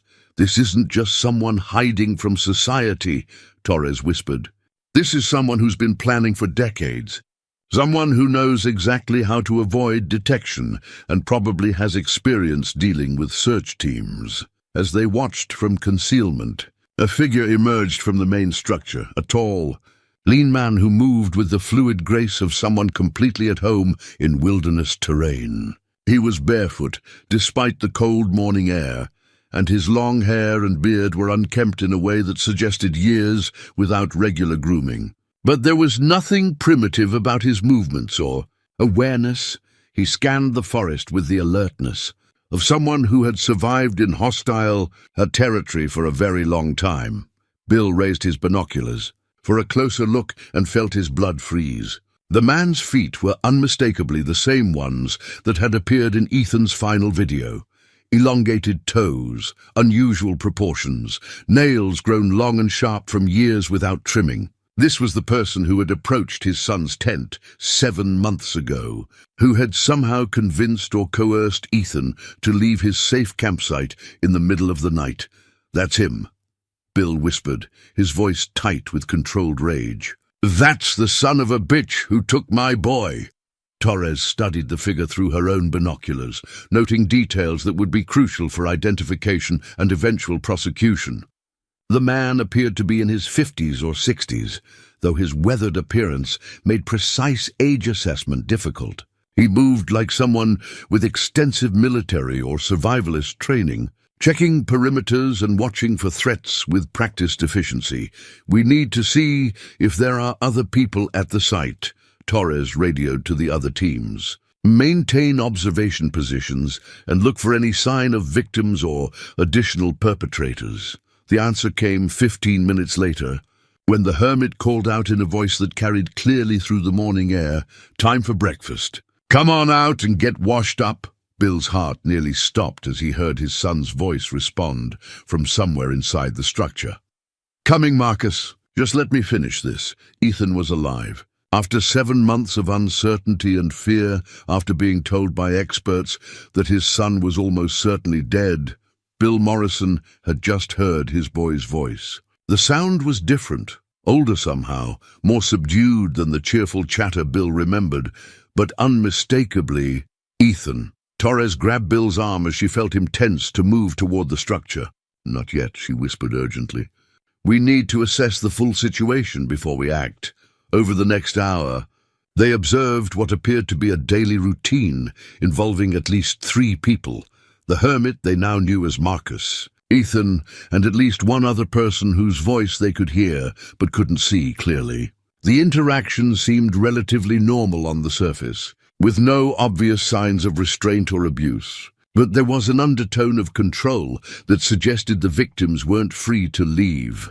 "It looks like Stockholm Syndrome," Torres observed quietly. "The victims have adapted to their situation and may not even recognize that they're being held against their will." Bill watched his son moving around the compound, helping with morning chores and appearing relatively healthy despite months of captivity. Ethan looked taller than Bill remembered, his hair longer, and his movements showing the kind of confidence that came from mastering wilderness survival skills. But there was something in his posture that spoke of resignation, of someone who had accepted circumstances he couldn't change. The observation continued through the morning as the reconnaissance teams documented everything they could see. The compound was clearly self-sufficient, with gardens, water sources, food storage, and workshop areas that indicated Marcus had been living there for many years. The victims appeared to be kept busy with various tasks, but their movements suggested they weren't free to wander beyond certain boundaries. "We've seen enough," Torres finally decided. "We need to get back and organize a proper rescue operation. This is going to require tactical support and careful planning to ensure the victims aren't harmed during the extraction." But as they prepared to withdraw, Bill made a discovery that changed everything. Hidden in the forest near his observation position, he found Frank Kowalski's hand-drawn map to the sacred grove, the same map Frank's grandfather had created decades earlier, marking the location where the Watcher was said to dwell. The coordinates matched their current location exactly. Frank hadn't been sharing folklore, he'd been providing intelligence about a real place where people had been disappearing for generations. The hermit Marcus wasn't just a disturbed individual who had decided to live in the wilderness. He was part of something much older and more complex. As Bill studied the old map with its cryptic markings and warnings, he realized that rescuing Ethan was going to be more complicated than anyone had anticipated. They weren't just dealing with a simple kidnapping. They were confronting something that had deep roots in the history and folklore of the region. Something that had been taking people from these mountains for longer than anyone alive could remember. The confrontation began at dawn on the following day, when Agent Torres led a tactical team of 12 specialists into the forest compound. They had planned the operation meticulously, surrounding the structure from multiple directions, using non-lethal weapons to minimize risk to the victims, and maintaining constant communication to coordinate the complex rescue effort. But Marcus had been expecting them. "I know you're out there," his voice called through the morning mist as the tactical team approached their final positions. "I've been watching you watch me, been waiting for this day for longer than you can imagine." Bill felt his stomach drop as he realized their reconnaissance hadn't been as covert as they'd believed. Marcus had known about their surveillance and had been prepared for exactly this kind of operation. The hermit's decades of wilderness survival had included learning how to detect and evade law enforcement efforts. "Marcus, this is FBI agent Rebecca Torres," she called through a megaphone from her concealed position. "We're here to ensure the safety of Ethan Morrison and any other people you may be keeping at this location. We want to resolve this peacefully. The response came not from Marcus, but from Ethan himself, his voice carrying clearly through the forest. "Dad? Dad, is that you out there?" Bill's careful discipline shattered at the sound of his son's voice. Despite Torres's urgent whispered commands to maintain position, he rose from concealment and stepped into the clearing around the compound. "I'm here, son. I'm here, and I'm going to take you home." Marcus emerged from the main structure, moving with the fluid grace that Bill had observed during surveillance. Up close, the hermit was even more unsettling than he'd appeared through binoculars. His eyes held an intelligence that was sharp and calculating, but there was something fundamentally wrong about his demeanor. Something that suggested years of isolation had damaged his ability to relate to other human beings in normal ways. "William Morrison," Marcus said, his voice carrying a strange formality. "I've been expecting you since the boy first arrived. He talks about you constantly, you know. My dad taught me this. My dad showed me that. You did good work with him. Let him go," Bill said, fighting to keep his voice steady. "Whatever you think you're doing here, whatever this is about, just let my son come home." Marcus smiled, revealing teeth that had been sharpened to points, a modification that looked both deliberate and disturbing. "Home? This is his home now. Has been for 7 months. Look at him, William. Really look at him." Ethan appeared from behind one of the outbuildings, and Bill felt his heart break at what he saw. His son was alive and apparently healthy, but profoundly changed. The boy moved with a confidence and awareness that spoke of intensive survival training, but his eyes held a wariness that hadn't been there before. He looked like someone who had learned to be constantly alert, constantly ready for threats that might emerge from any direction. "Hi, Dad," Ethan said quietly. "I missed you. I missed you too, son," Bill replied, taking a step forward. "More than you can possibly know. Come here. Come to me." But Ethan hesitated, glancing at Marcus with an expression that was part fear, part loyalty, and part confusion. The Stockholm Syndrome that Agent Torres had predicted was clearly operating. Ethan had adapted to his captivity in ways that made rescue more complicated than simply removing him from the location. "He's learned so much," Marcus said conversationally, as if discussing a student's progress in school. "Tracking, hunting, surviving in conditions that would kill most people. He's become quite accomplished under my guidance. You kidnapped him," Bill said, his voice rising with anger. "You took my 11-year-old son from his tent in the middle of the night. Whatever you've taught him doesn't excuse what you've done." Marcus's expression shifted, becoming more serious and somehow more dangerous. "Kidnapped? Is that what you think happened? Ethan came with me voluntarily, didn't you, boy?" Ethan looked confused, struggling with memories that had been shaped by months of psychological manipulation. I remember being scared, but Marcus helped me. He showed me things, taught me things you never could." The words hit Bill like physical blows, but he recognized them as the product of systematic indoctrination rather than his son's true feelings. Marcus had spent months breaking down Ethan's connection to his previous life while building dependence on their captor-victim relationship. "There are others here," Torres called from her position, her voice carrying a note of urgency. "At least 2 more people, both showing signs of long-term captivity." Marcus nodded casually. "Sarah's been with me for 3 years now. Came from a hiking trail in Montana. Bright girl, learned quickly. And David joined us last summer. He was getting lost on his own anyway, made poor decisions, would have died without intervention." Bill felt sick as he realized the scope of Marcus's operation. This wasn't just about Ethan.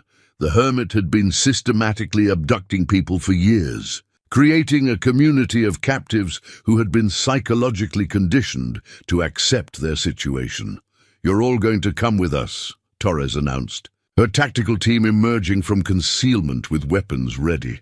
"This ends today," but Marcus had prepared for this moment for decades. At his signal, the forest around them erupted into chaos. Carefully concealed pit traps opened beneath 2 of the tactical officers. Snares activated, entangling others in nets that had been positioned along likely approach routes. The hermit had turned the entire compound into a defensive maze that neutralized much of the tactical team's advantage. "You should have left us alone," Marcus said, his voice carrying a note of genuine regret. "We were happy here. Ethan was learning, growing, becoming something more than he ever could have been in your world of concrete and compromise." Bill drew the pistol that Torres had reluctantly allowed him to carry, but Marcus was already moving, disappearing into the forest with the kind of speed and stealth that came from decades of practice. The hermit knew every tree, every rock, every possible hiding place in terrain that was completely foreign to the law enforcement officers trying to apprehend him. "Ethan, come to me now," Bill called to his son. But the boy seemed frozen, unable to choose between his father and the man who had controlled his life for 7 months. The standoff stretched into minutes as Torres coordinated efforts to rescue her trapped officers while maintaining pressure on Marcus to surrender.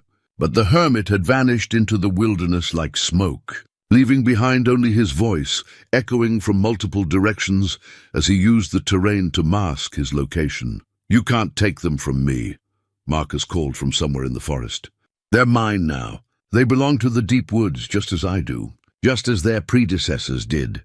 Bill realized that the reference to predecessors confirmed his worst fears. Marcus had been doing this for years, possibly decades, and some of his previous victims had probably died in captivity. The personal belongings they'd found during reconnaissance represented people who would never go home, families who would never know what had happened to their loved ones.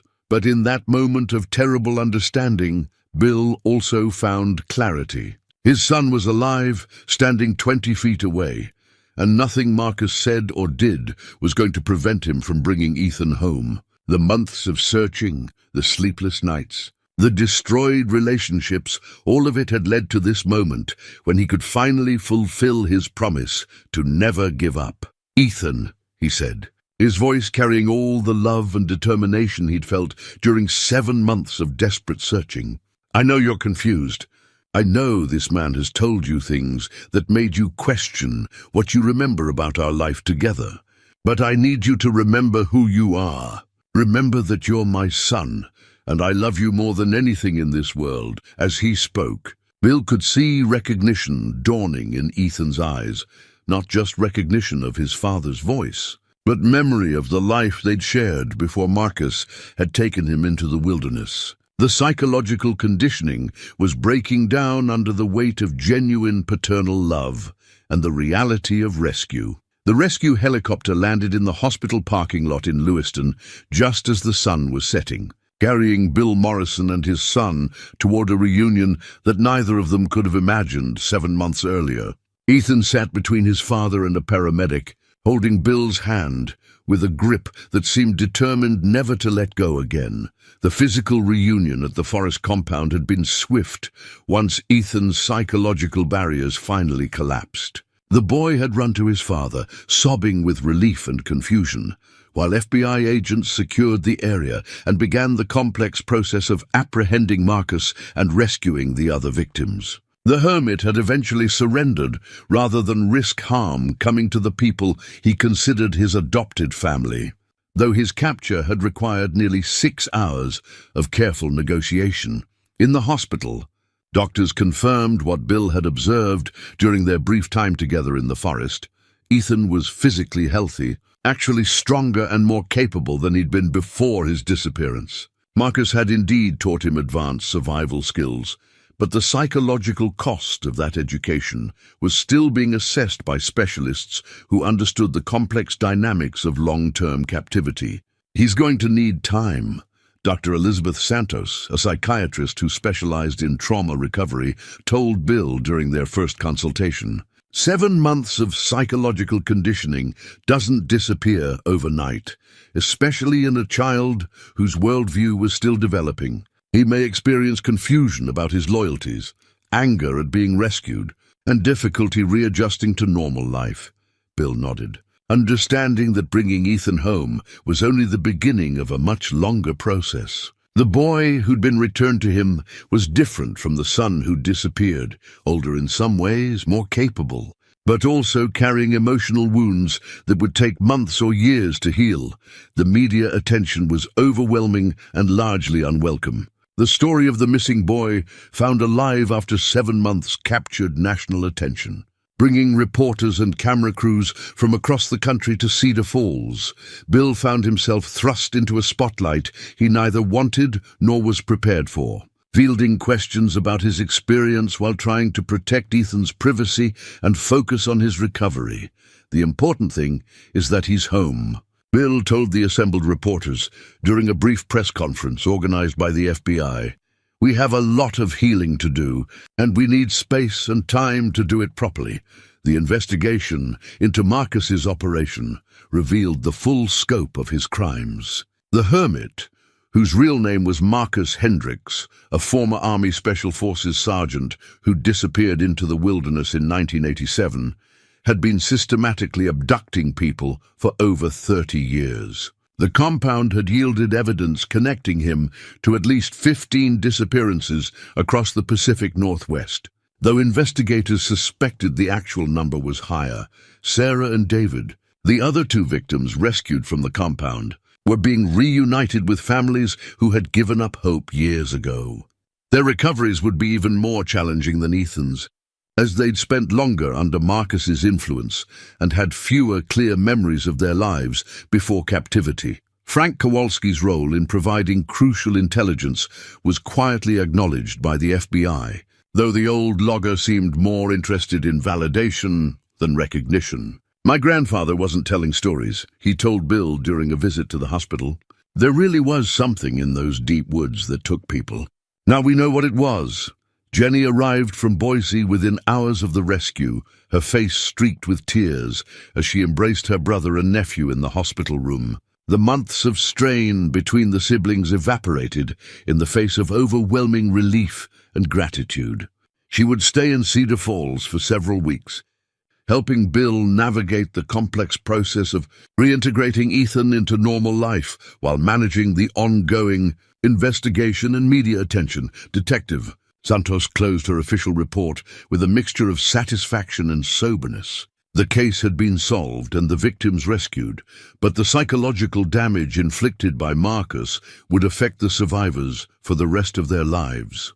Still, for families who had experienced the particular hell of not knowing what had happened to their loved ones, any resolution was better than endless uncertainty.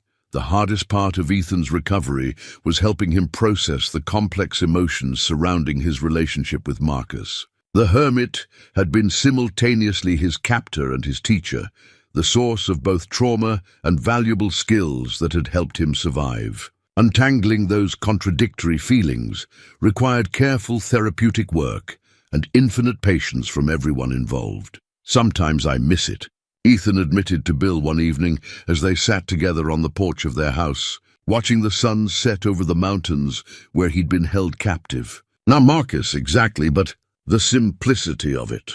Everything was clear there. Here, everything feels complicated. Bill understood what his son meant. The wilderness compound had operated by clear rules and expectations, while normal life required navigating social complexities that could seem overwhelming after months of isolation. It's okay to feel confused, he told Ethan. It's okay to miss parts of any experience, even bad ones. What matters is that you're safe now, and you're home. 3 months after the rescue, Bill reopened Morrison's auto repair with Ethan's help.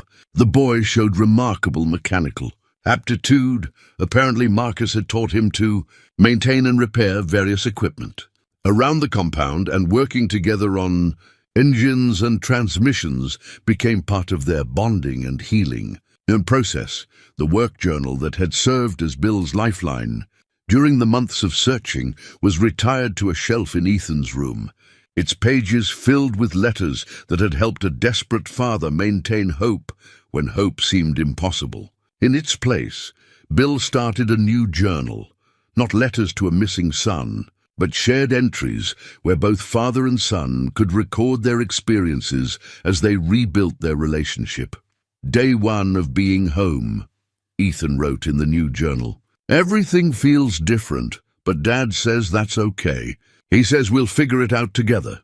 Bill added his own entry below his son's. Day 1 of having my boy back. He's changed and so have I, but we're together again. and that's what matters. Everything else we can work through. 1 year after Ethan's disappearance, the Morrison family marked the anniversary not with grief, but with celebration. They organized a camping trip to Bear Lake, the same location where the nightmare had begun, but this time they went together, father and son facing the wilderness as partners, rather than being separated by it. The campsite looked exactly as Bill remembered it from that October morning when he'd watched his son disappear into the forest. But the dynamics were completely different. Ethan set up their tent with practiced efficiency, started their campfire using techniques that combined what Bill had taught him with skills learned during his captivity, and demonstrated a level of wilderness competence that made his father simultaneously proud and heartbroken. "I'm ready to tell you about it now," Ethan said as they sat beside their fire that evening, looking out across the lake that reflected the stars above, about what happened that night, and what it was like living with Marcus. Bill listened as his son finally shared the complete story of his captivity, the terror of that first night when Marcus had approached his tent, the gradual psychological manipulation that had made him accept his situation, the complex mixture of survival training and indoctrination that had characterized his months in the wilderness compound. "I thought about escaping," Ethan admitted, "especially in the beginning, but Marcus always seemed to know what I was thinking, and he convinced me that you'd stopped looking for me, that everyone believed I was dead." "I never stopped looking," Bill said quietly, "not for a single day. Even when everyone else said I should give up, I kept searching because I knew you were out there somewhere." As they prepared for sleep in their tent that night, father and son, together in the wilderness where they both belonged, Bill reflected on the journey that had brought them to this moment. The 7 months of searching had nearly destroyed him, but they had also revealed strengths he hadn't known he possessed, and depths of love that went beyond anything he'd previously experienced. Ethan's recovery would continue for years, requiring ongoing therapy and careful attention to his emotional needs. The skills Marcus had taught him would prove valuable in many ways, but the psychological scars would take longer to heal than the physical aspects of his ordeal. But they were together again, father and son reunited after a separation that had tested both of their spirits in ways neither could have imagined. The wilderness that had taken Ethan away from his family had also brought them back together, teaching both of them lessons about survival, love, and the unbreakable bonds that connect parents to their children. In the final photograph from their reunion camping trip, a picture that would eventually hang beside all the others in their living room, Bill and Ethan Morrison sat beside their campfire at Bear Lake, both of them changed by their experiences, but united by love that had survived months of separation and uncertainty. It was the image of a family that had been broken and made whole again, stronger for having endured the worst nightmare any parent could imagine, and emerged with their bond not just intact, but deeper than ever before.